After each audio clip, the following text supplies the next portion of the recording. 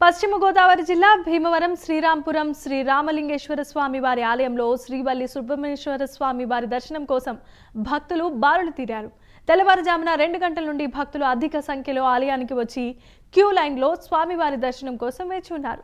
శ్రీవల్లి సుబ్రహ్మణ్యేశ్వర స్వామి వారికి వేద పండితులు అర్చకులు ప్రత్యేక పంచామృతాలతో భక్తి శ్రద్ధలతో అభిషేకాలు నిర్వహించారు. ఇక భక్తులు చలిమిడి, వడపప్పు పానకం, నువ్వుల పప్పు, సింబిలి స్వామివారికి సమర్పించుకున్నారు. శ్రీవల్లి సుబ్రహ్మణ్యేశ్వర స్వామివారిని దర్శించుకోవటం వలన జాతక భాగంలో కుజదోషాలు, కాలసర్ప దోషాలు, రాహుగ్రహ దోషాలు, కేతుగ్రహ దోషాలు తొలగిపోతాయని ఆలయ అర్చకులు పేర్కొన్నారు.